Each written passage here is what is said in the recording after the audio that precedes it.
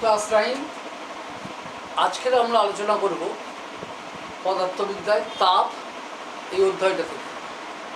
তাপ আসলে কি? আমরা হাতে হাতে যদি ঘষাঘষি করি তাপ উৎপন্ন হয়ে যায়, হাতটা গরম হয়ে যায়।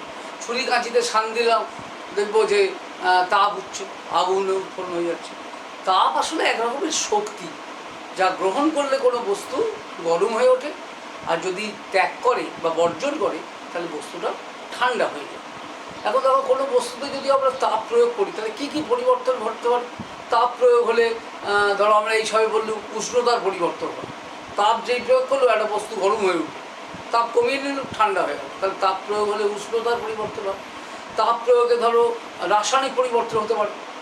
কয়লা যখন আমরা তাপ দিচ্ছি তখন কয়লা তো কার্বন, বাতাসের অক্সিজেনের সঙ্গে বিক্রিয়া করে কার্বন ডাইঅক্সাইড গ্যাস উৎপন্ন হচ্ছে, তাহলে একটা রাসায়নিক বিক্রিয়া হচ্ছে। তাপ প্রয়োগ করলে আমাদের বৈদ্যুতিক শক্তি হতে পারে। তাপ প্রয়োগ করলে আমরা কী করি না, স্টিমের তাপের ফলে জল ফুলে বাষ্প হচ্ছে, সেই বাষ্পতে স্টিম ইঞ্জিনের চাকা ঘুরছে।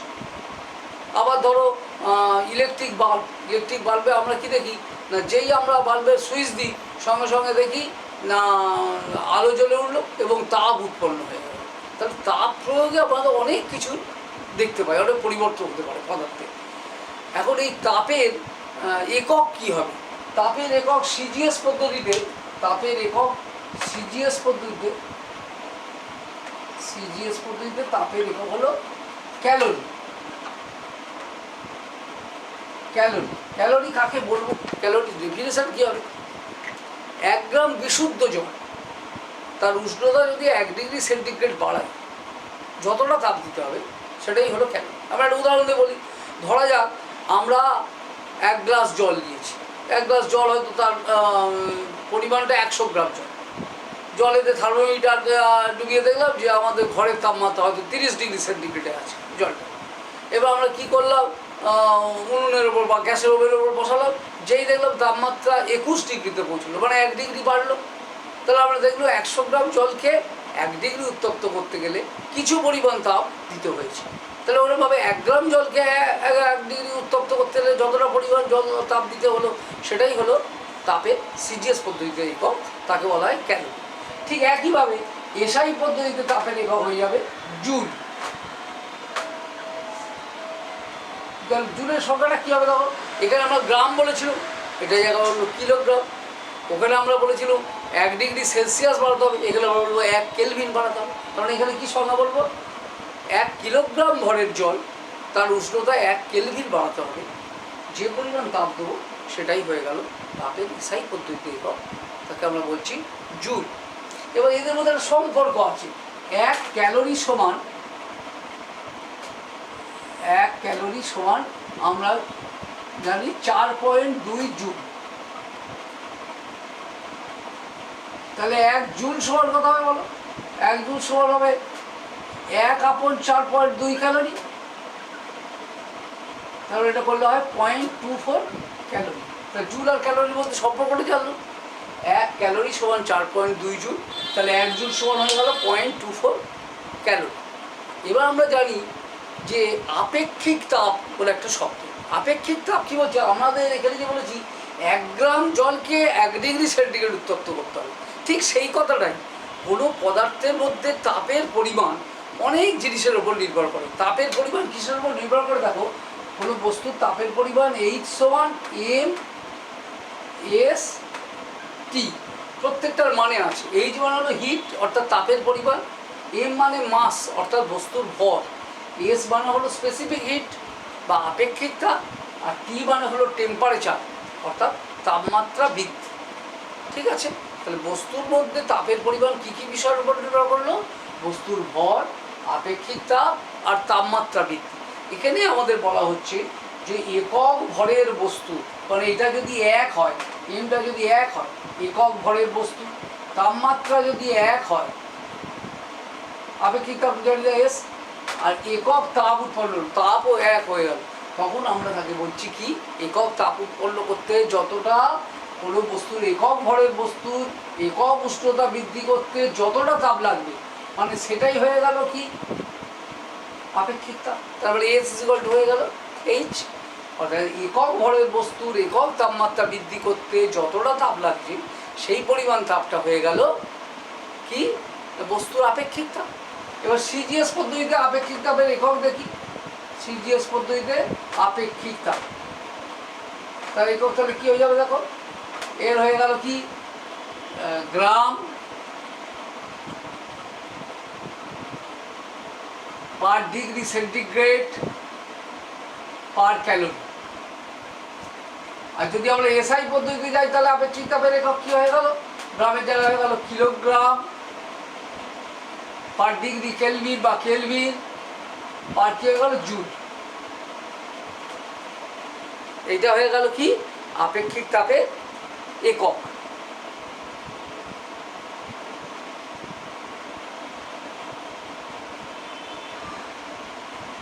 Calorie gram per degree centigrade, আর এটা হয়ে গেল joule kilogram per degree Kelvin. ঠিক আছে, এই হয়ে গেল আমাদের আপেক্ষিক তাপের এই।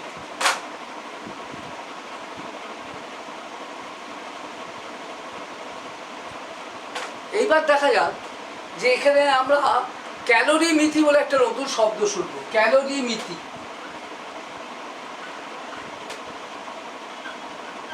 ক্যালোরি মিতি বিজ্ঞানের যে শাখায় তাপ সংক্রান্ত বিষয়ে পড়াশোনা করা হয় বা তাপ সংক্রান্ত বিষয়ে আলোচনা করা হয় তাকে আমরা বলি ক্যালোরি মিতি। এই ক্যালোরি মিতির মূল নীতিটা কি, আমরা একটা উদাহরণ দিয়ে বলি। ধরা যাক আমরা এক বাটি ঠান্ডা জল নিয়েছি আর এক বাটি জল গরম করলাম। গরম জলটা ঠান্ডা জলটা যদি মিশিয়ে দিই তাহলে কি হবে দেখো, গরম জলটা আর অত গরম থাকবে না, ফুটন্ত গরম জলটা অত গরম থাকবে না, আর ঠান্ডা জলটাও কী হবে অত ঠান্ডা থাকবে না, একটা মাঝামাঝি উষ্ণতা হবে। তার মানে এখানে কী হলো, গরম জল তাপ ছেড়ে দিল আর ঠান্ডা জল কী করলো, তাপ গ্রহণ করলো। কতটা, দুটোই সমান। এটাই হলো ক্যালোরি মিতির মূল নীতি। ক্যালোরি মিতির মূল নীতি হচ্ছে গৃহীত তাপ, অর্থাৎ কতটা তাপ গ্রহণ হলো, গৃহীত তাপ সমান হলো বর্জিত তাপ। গৃহীত তাপ সমান বর্জিত তাপ। তার কারণ ঠান্ডা জল আমরা নিয়েছিল, ঠান্ডা জলের ভর কত ছিল, ঠান্ডা জলের ভর সমান এম, ঠান্ডা জলের ভর হলো এম। আপেক্ষিক তাপ কত, এর আপেক্ষিক তাপ সমান এস। এর তাপমাত্রা কত, ঠান্ডা জলের তাপমাত্রা কত ছিল, ধরা যাক T1 ডিগ্রি সেন্টিগ্রেড। এবার গরম জল, এটা কি, এটা ঠান্ডা জল, ঠান্ডা জল। এবার আমরা দেখছি গরম জল, গরম জল তার ভর কত, আচ্ছা যদি এর M1 S1 T1 ধরি, গরম জলের ভর কত, ধরা যাক M2। এর আপেক্ষিক তাপ কত, S2। এর তাপমাত্রা কত, T2। এবার আমরা গরম জল আর ঠান্ডা জল যেই মিশিয়ে দিলুম তখন এটা আর অত গরম রইল না, তার মানে এর তাপমাত্রা কী হবে, কমে যাবে। আর এও অত ঠান্ডা রইল না, এর তাপমাত্রা কী হবে, বেড়ে যাবে। এখন মাঝামাঝি যে তাপমাত্রাটা এলো সেই তাপমাত্রাটা যদি আমি টি ধরি, অর্থাৎ এখন মিশ্রণের যে তাপমাত্রা হলো তাহলে টি, তাহলে দেখো এখানে বর্জিত তাপ কত হবে, তাপ বর্জন করছে কত, বর্জিত তাপ M2 S2 ও কী হয়েছে, গরম থেকে কমেছে, তারপরে T2 মাইনাস টি। আর গৃহীত তাপ কত হবে দেখো, গৃহীত তাপ হবে M1 S1, আর এইটা তো বেশি, এর থেকে এটা কম, তাহলে এটা হয়ে গেল T মাইনাস T1। তাহলে আমরা একটা সূত্র পেয়ে গেলাম কি, M1 S1 into T minus T1 সমান হয়ে গেল M2 S2 into T2 minus টি। আমি কি এটা বোঝাতে পারলাম, আবার বলি। ধরা যাক ঠান্ডা জল আর গরম জল আমরা মিশিয়েছি, ঠান্ডা জলের ভর কত M1, আপেক্ষিক তাপ S1, তাপমাত্রা T1। গরম জলের ভর M2, আপেক্ষিক তাপ S2, তাপমাত্রা T2। যেই দুটো মিশিয়ে দিলাম তখন কী হয়ে গেল, মিশ্রণের মোট তাপমাত্রা গিয়ে দাঁড়ালো টি, অর্থাৎ গরম জলের তাপমাত্রা একটু কমে গেল, ঠান্ডা জলের তাপমাত্রা একটু বেড়ে গেল, সেই মাঝামাঝি তাপমাত্রাটাকে আমরা ধরলুম টি। তাহলে গরম জল যে পরিমাণ তাপ বর্জন করবে সেটা কী হবে? আমরা জানি কোনো বস্তুর তাপের পরিমাণ লিখেছিলাম H=mst, অর্থাৎ ভর, আপেক্ষিক তাপ আর তাপমাত্রার গুণফল। তাহলে গরম জল যে তাপ বর্জন করবে সেটা কত? m2s2 ইন্টু T2 - T, আর T2টা তো বড় আর টিটা কম। এটা যদি ধরো 100 ডিগ্রি সেন্টিগ্রেডে ছিল, এখন হয়তো 50 ডিগ্রি এসছে, 100 বিয়োগ 50। আর ঠান্ডা জল যে তাপ গ্রহণ করবে সেটা কত? তার ভর m1, আপেক্ষিক তাপ s1। সে কত তাপ করেছে দেখো, তার হয়তো তাপমাত্রা ছিল 10 ডিগ্রি সেন্টিগ্রেড, এখন কত তো পৌঁছেছে 50। তার তাপমাত্রা কী হয়ে গেল? 50 বিয়োগ 10, অর্থাৎ T - T1। ক্যালোরি নীতির মূলনীতি কি? গৃহীত তাপ আর বর্জিত তাপ দুটো সমান। এইটা দিয়ে আমাদের অনেক অঙ্ক পড়তে পারে। ধরা যাক আমি একটা অঙ্ক, ধরো নিজের মনে মনেই আমরা ভাবি যে আমাদের বললো যে 100 গ্রাম জল, তাহলে এই জলটার ভর 100 গ্রাম জল, জলের আপেক্ষিক তাপ 1, এর তাপমাত্রা ছিল ধরো কত? এর তাপমাত্রা ছিল হয়তো 30 ডিগ্রি সেন্টিগ্রেড, ঠিক আছে? বললো এখানে আমরা একটা লোহার বলটার ভর কত? লোহার বলটার ভর দেওয়া যাক 60 গ্রাম। লোহার বলটার আপেক্ষিক কত? হয়তো লোহার আপেক্ষিক তাপ 0.12 দেওয়া থাকবে। আর লোহার তাপমাত্রা কত ছিল? লোহার বলটার তাপমাত্রা কত ছিল? না, লোহার বলটার তাপমাত্রা ছিল ধরো 70 ডিগ্রি। যেই ফেলা হলো, অর্থাৎ 100 গ্রাম জল, তার তাপমাত্রা ছিল 30 ডিগ্রি সেন্টিগ্রেড, তাতে আমরা কি ফেললাম? 60 গ্রাম ভরের একটা লোহার বল, যার আপেক্ষিক তাপ 0.12, সে কত তাপমাত্রায় ছিল? 70 ডিগ্রি সেন্টিগ্রেড তাপমাত্রায় ছিল। ফেলার পর কি হলো? এটা গরম একটা লোহার বল, এবার তাকে যদি আমরা ওই ঠান্ডা জলটার মধ্যে ফেলি, দেখা গেল তাপমাত্রা এখন হয়ে গেল 50 ডিগ্রি। তার মানে মিশ্রণের তাপমাত্রা হলো 50 ডিগ্রি। তাহলে এর এখন এটা কত হয়ে গেল? 70 বিয়োগ 50। কিংবা ধরা যাক আমাদের এইটা হয়তো দেওয়া নেই, লোহার আপেক্ষিক তাপ হয়তো দেওয়া নেই, বার করতে বলবো, এটা ইন্টু S2। আর এটা কত হয়ে গেল? মিশ্রণের তাপমাত্রা 50 বিয়োগ 30 মানে 20। তাহলে এখান থেকে আমরা কি পাবো দেখো? আমরা এখান থেকে S2 বার করে দিতে পারবো। কত? এটা কত হলো? 100 ইন্টু 20, 50 থেকে 30 গেলে 20, আর নিচে কত হয়ে গেল? 60 ইন্টু 70 থেকে 50 গেলে 20। 20 কেটে গেল, দুটো শূন্য কেটে গেল, 10-এর 6 মানে 5-এর 3, তাহলে 1 পয়েন্ট সামথিং। 3 × 3 = 20, 3 × 6 = 18, 1.6। এটা হয়ে গেল কি? লোহার আপেক্ষিক তাপ। তাহলে আমাদের একটা অঙ্ক করতে পারে, অঙ্কটা আমরা নিজের মন থেকে বার করলাম। এরকম যে কোনো অঙ্ক আমাদের একটা দিতে পারে যে আমরা এখানে কি বলেছি, অঙ্কটা আবার বোঝো যে 100 গ্রাম ভরের জল, 100 গ্রাম জল, যা কিনা 30 ডিগ্রি সেন্টিগ্রেড তাপমাত্রায় ছিল, ওই জলে আমরা 60 গ্রাম ভরের একটা লোহার বল, যাকে আমরা 70 ডিগ্রি সেন্টিগ্রেড তাপমাত্রায় উত্তপ্ত করে ওই জলের মধ্যে ফেলে দিলাম। তাহলে ওই লোহার বলটার আপেক্ষিক তাপ কত? এবং দেখা গেল ফেলে দেওয়ার পরে মিশ্রণের তাপমাত্রা হয়ে গেছে 50 ডিগ্রি। তাহলে কি হলো? ঠান্ডা জল তাপ গ্রহণ করবে, সেটা কত? তার ভর ইন্টু তার আপেক্ষিক তাপ, জলের আপেক্ষিক তাপ 1, এবং তার তাপমাত্রা বৃদ্ধি, অর্থাৎ সে 30-এ ছিল 50-এ উঠেছে, তার 50 বিয়োগ 30। আর লোহার বলের ভর কত? 60। লোহার বলের আপেক্ষিক তাপ কত? জানি না, দেওয়া নেই, সেটা বার করব। আর লোহার বলের উষ্ণতা ছিল 70, সেখান থেকে মিশ্রণের তাপমাত্রা 50 হয়েছে, তারপরে তার তাপমাত্রা কী হয়েছে? কমেছে। তাহলে সে তাপ বর্জন করেছে 70 বিয়োগ 50। এখান থেকে আমরা সমাধান করে লোহার আপেক্ষিক তাপ বের করে ফেললাম। ঠিক আছে? এই চ্যাপ্টারে আমাদের আর আছে দেখো, তাপ গতিবিদ্যার সূত্র আছে। তাপ গতিবিদ্যার সূত্রটা কি? তাপ গতিবিদ্যার সূত্র হচ্ছে বিজ্ঞানী জুলের সূত্র। বিজ্ঞানী জুলের এখানে তাপ সম্পর্ক, জুলের যেরকম আমাদের তড়িৎ প্রবাহের উপর তাপীয় ফলের জুলের সূত্র আছে, ঠিক তেমনি কার্য এবং তাপের মধ্যে সম্পর্ক নিয়ে জুলের সূত্র আছে। বিজ্ঞানী জুল বলছেন যে আমরা যখন কিছু পরিমাণ কার্য করি, তখন কিছু পরিমাণ তাপ উৎপন্ন হয়। কার্যকে যদি W মানে ওয়ার্ক বলা হয়, আর উৎপন্ন তাপ যদি H বলা হয়, তাহলে W সমানুপাতিক H বা W সমান JH। এই জের মান হলো 4.2, জে সমান হলো 4.2 ইন্টু 10⁷ আর্ক পার ক্যালোরি, অথবা আমরা এটাকে বলতে পারি 4.2 joule per calorie, joule per calorie. ঠিক আছে, তাহলে আমরা এখানে কি দেখলাম, ডব্লু পরিমাণ কাজ করলে যদি এইচ পরিমাণ তাপ উৎপন্ন হয়, অর্থাৎ আমরা যখনই কোনো কাজ করি, দৌড়ে এলাম, আমরা কাজ করলাম, কী হবে, আমাদের শরীরে তাপমাত্রা দেখা যাবে বেড়ে গেছে। আমরা যদি খুব দ্রুত কোনো লেখাপড়া করি বা কোনো কথা বলি তাহলে কাজ করলে কী হলো, তাপমাত্রা বেড়ে যাবে। কিছু পরিমাণ কাজ করলে যদি কিছু পরিমাণ তাপ উৎপন্ন হয়, তাহলে উৎপন্ন তাপ আর সম্পাদিত কার্য দুটো পরস্পরের সমানুপাতিক হয়। এটা জুলের সূত্র বা তাপ গতিবিদ্যার প্রথম সূত্র। এই সমানুপাতিক চিহ্নটা তুলতে গেলে একটা ধ্রুবক হচ্ছে যে, একে বলা হয় জুল তুল্যাঙ্ক বা যান্ত্রিক তুল্যাঙ্ক। জুল তুল্যাঙ্ক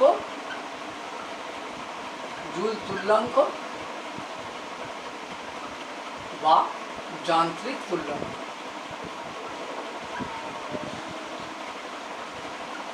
ঠিক আছে, এই জুল তুল্যাঙ্ক বা যান্ত্রিক তুল্যাঙ্কের মান হয়ে গেল 4.2 জুল। আমাকে যদি বলে জুল তুল্যাঙ্কের সংজ্ঞা দাও বা যান্ত্রিক তুল্যাঙ্কের সংজ্ঞা দাও, কাকে বলে, আমরা দুটোই এক ধরে নিই। একক পরিমাণ কাজ করলে যদি একক পরিমাণ তাপ উৎপন্ন হয়, একক পরিমাণ তাপ উৎপন্ন করতে গেলে আমরা যত পরিমাণ কার্য করব সেটাই হলো জুল তুল্যাঙ্ক। এইচটা যদি 1 হয় তাহলে ডব্লিউ সমান যে, অর্থাৎ একক তাপ উৎপন্ন করতে গেলে যে পরিমাণ কাজ করতে হবে সেটাই হলো তাপের যান্ত্রিক তুল্যাঙ্ক। ক্লিয়ার? আর এইখানে আমাদের আর আলোচনার মধ্যে ছিল তাপের একটা ভাগ আছে, সেটা হচ্ছে লীন তাপ। এমনি বোধগম্য তাপ আমরা থার্মোমিটারে ধরা পড়ে, আর লীন তাপ কি না, যা পদার্থের অবস্থার পরিবর্তন করে। ধরো আমরা বরফের টুকরা, একটা বরফের টুকরো, সেটা কঠিন পদার্থ, তাকে তাপ দিলাম, রোদে ফেলে দিলাম, তাহলে কী হবে, তাপ পেলে বরফটা কী যাবে, গলে জল হয়ে যাবে। আবার জলকে তুমি যদি ফোটাও তাহলে কী হবে, বাষ্প হয়ে যাবে। বাষ্পকে তুমি ঠান্ডা করো, কী হবে, জল হয়ে গেল। জলকে ফ্রিজে নিয়ে গিয়ে ঠান্ডা করো, বরফ হয়ে গেল। অর্থাৎ পদার্থকে যদি একটা অবস্থা থেকে আরেকটা অবস্থায় পরিবর্তন করতে হয়, তাহলে দেখা যায় এই অবস্থার পরিবর্তন করতে গেলে কিছু তাপ দরকার হয়, সেই তাপটা থার্মোমিটার ধরা পড়ে, সেটা লীন তাপ। ক্লিয়ার? আমরা আরেকটা উদাহরণ দিয়ে বলি, ধরো আমরা কিছু পরিমাণ জল নিয়েছি, এক বাটি জল নিয়ে স্টোভে বসিয়েছি, গ্যাসের ওভেনে বসিয়েছি, জলের ওপর থেকে থার্মোমিটার ধরলাম, দেখা গেলো থার্মোমিটার 30 ডিগ্রি সেন্টিগ্রেড আছে। এবার যত তাপ পাবে তত কী হবে, থার্মোমিটার 30 থেকে 40, 50, 60, 70, 80, 90, 100, যেই 100-এ পৌঁছে গেলো তখন জল ফুটছে, আর থার্মোমিটার বাড়বে না, ফিক্সড হয়ে যাবে। সমস্ত জলটা ফুটে বাষ্প হয়ে গেল, তারপর তাপমাত্রা চেঞ্জ। কারণ এই যে তাপটা যেটা ধরা পড়লো না, এটাই হলো লীন তাপ। পদার্থের অবস্থার পরিবর্তন করতে পারে যে তাপ, সেটা হলো লীন তাপ। এর লীন তাপ তোমরা জানবে, বরফ গলনের লীন তাপ হচ্ছে 80 ক্যালোরি পার গ্রাম। বরফ গলনের লীন তাপ সমান 80 ক্যালোরি পার গ্রাম। আর জলের বাষ্পীভবনের লীন তাপ, জলের বাষ্পীভবনের লীন তাপ, এটা 537 ক্যালোরি পার গ্রাম। কোনো কোনো বইতে 540 ক্যালোরি আছে। এই দুটো কথার মানে আমরা জানি। এরকম প্রশ্ন তোমার দেবে যে বরফ গলার লীন তাপ 80 ক্যালোরি পার গ্রাম বলতে তুমি কি বোঝো, আমরা কি বলবো, পার গ্রাম মানে 1 গ্রাম। 1 গ্রাম বরফ কোন তাপমাত্রায় নেবো, 0 ডিগ্রি সেন্টিগ্রেড। অর্থাৎ 0 ডিগ্রি সেন্টিগ্রেড উষ্ণতায় 1 গ্রাম বরফকে যদি আমরা 80 ক্যালোরি তাপ দিতে পারি, তাহলে সেটা 1 গ্রাম জলে পরিণত হবে। কী বললাম, 0 ডিগ্রি সেন্টিগ্রেড উষ্ণতায় 1 গ্রাম বরফকে যদি 80 ক্যালোরি তাপ দিই, তাহলে সেটা কী হবে, 1 গ্রাম জলে পরিণত হবে। তা আমাদের অনেক সময় মজা করে প্রশ্ন করা হয় যে 0 ডিগ্রিতে 1 গ্রাম বরফ আর 1 গ্রাম জল কোনটা বেশি ঠান্ডা। সবাই বলে দিল বরফ বেশি ঠান্ডা, ঠিক। কোনটা বেশি গরম, না জলটা বেশি গরম, কেন? এবার কেউ কেউ বেশি বুদ্ধিমান, সে বলো দুটোই তো 0 ডিগ্রিতে আছে, তাহলে দুটোই সমান হবে। কেন হলো, 0 ডিগ্রিতে বরফকে 80 ক্যালোরি তাপ দিয়েছি, তবে তো সেটা জল হয়েছে, তারপরে জলের মধ্যে তাপ বেশি। ক্লিয়ার?